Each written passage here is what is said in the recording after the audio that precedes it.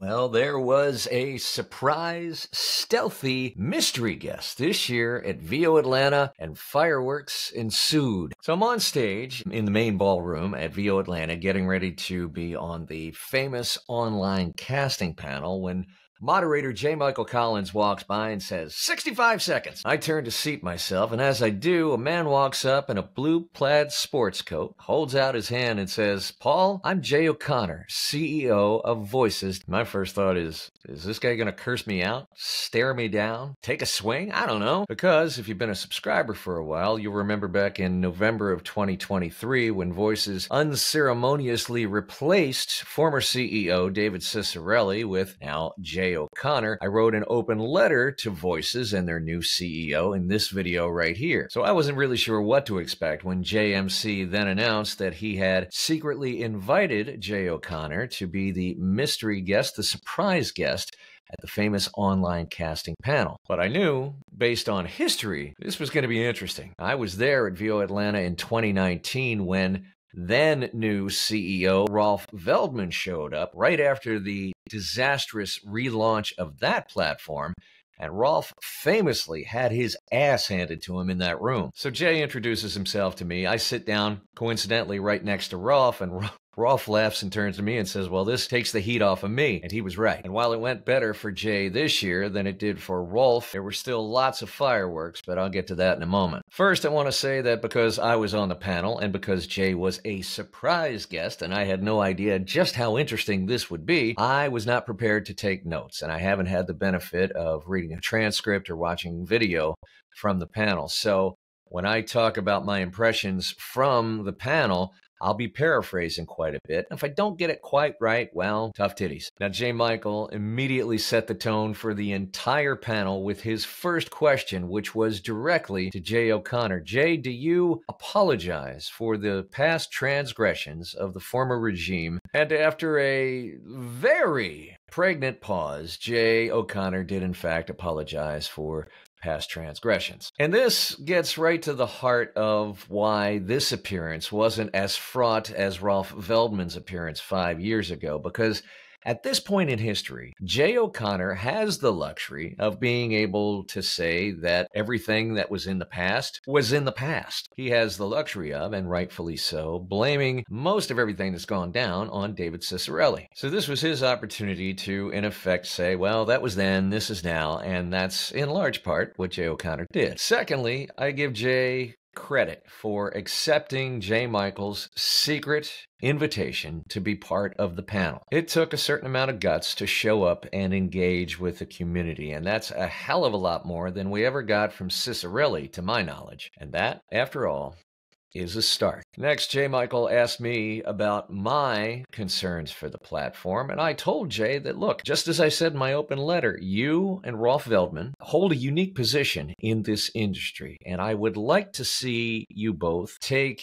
a leadership position, and that all it takes is to invest in a relationship with the voice actors on the backs of whom the business was built. Brad Hyland called out Voices for the so-called managed services jobs, where often seemingly ridiculous portions of the budget go to Voices.com and not to the talent. Now, Brad called it horseshit, and when Brad Hyland beats me to the cursing, you know he's adamant. O'Connor said essentially that the typical managed services job goes like this. It's a client looking for a project produced in multiple languages or multiple accents, and there's a lot of coordination that is required from the Voices.com project managers and staff. And then he said something very interesting. He said that for all managed services jobs, Voices project managers are required to enforce GVAA rates for talent, but he would not commit to enforcing GVAA rates for all jobs. Now, Jay, if you're watching this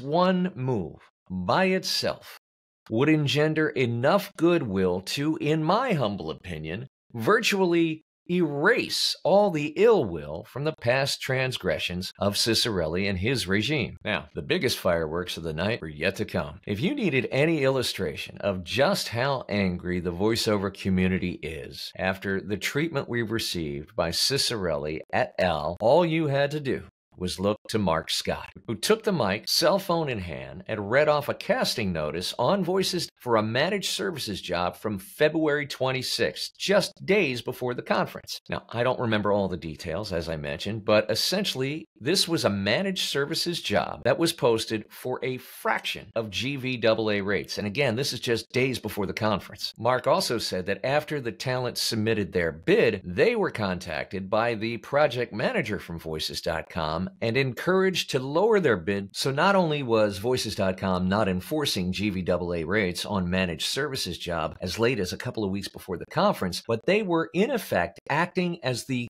agent for the producer and still charging the 20% of the job to the talent for that privilege. And that, as I told Jay, is the especially galling part. Our colleague Hugh Edwards of Gravy for the Brain then took the mic and asked Jay directly if Voices still plans on forging ahead with the practice of triple dipping. That is, charging talent a subscription, charging 20% of the job to talent, and also charging clients for managed services jobs. Sometimes on some jobs, all three of those charges happen. Sadly, O'Connor defended that practice, and I don't see it changing anytime soon. Now, NAVA Vice President Karen Gilfrey, who was also on the panel, acknowledged that O'Connor has been meeting with NAVA and has met with NAVA several times and has listened to their concerns. Now, if O'Connor does a portion of what he says he's going to do, then we're light years ahead of where we ever were with David Ciccarelli at the helm of Voices. So the long and the short of it to me is this. I applaud Jay O'Connor for showing up and taking his lumps and engaging with the voiceover community. It's the start of a dialogue between Voices and the voiceover community that to me is long overdue. Largely, O'Connor's stance was that yes, Voices does have some real significant issues to clean up, and he has promised to look into those and to do that and to have a proactive dialogue with the voiceover community moving forward. He's also promised, at Karen Gilfrey's urging, that Voices has not, to his knowledge, and never will use any audio files uploaded by talent to train AI voice models, to train artificial intelligence in any way. And thanks to Karen for getting a clear declarative answer directly from Jay on that. Look, did I agree with all of his answers? No, not even close. Did I think he could have done more to engender goodwill amongst the voiceover community? Absolutely. Do I trust him yet? Me, personally? No, not yet.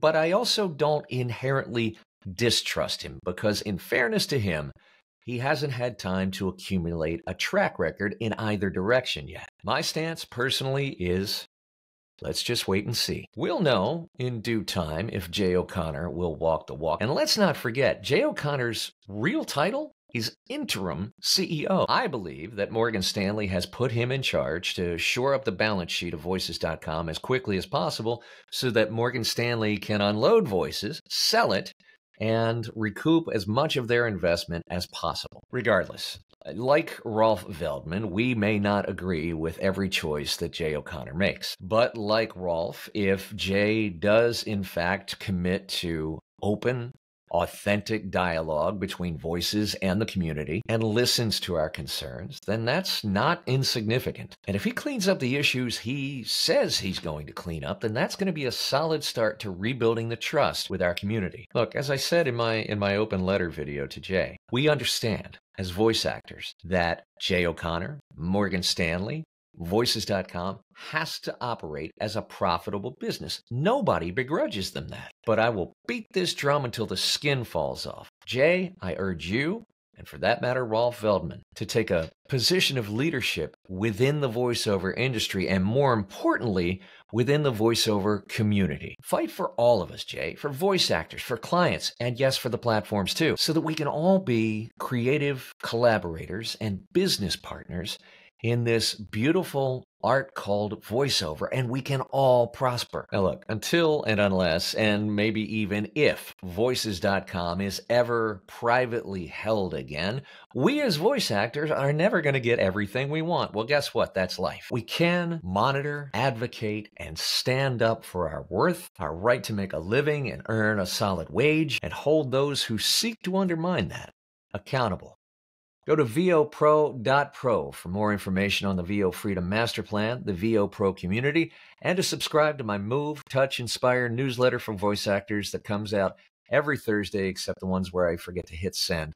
Make sure you do that now. And don't forget to like, subscribe, and clang that notification bell so that you'll be the first to know every week when we publish a new video. As always, thank you for the conversations we had at Vio Atlanta, that we have in the Vio community at large, for those here on YouTube and in the Vio Pro community. Again, the more we talk, the more we exchange information, the more we exchange ideas, the more we listen, the better, stronger industry we will have. Thanks so much, and we'll see you back here again real soon.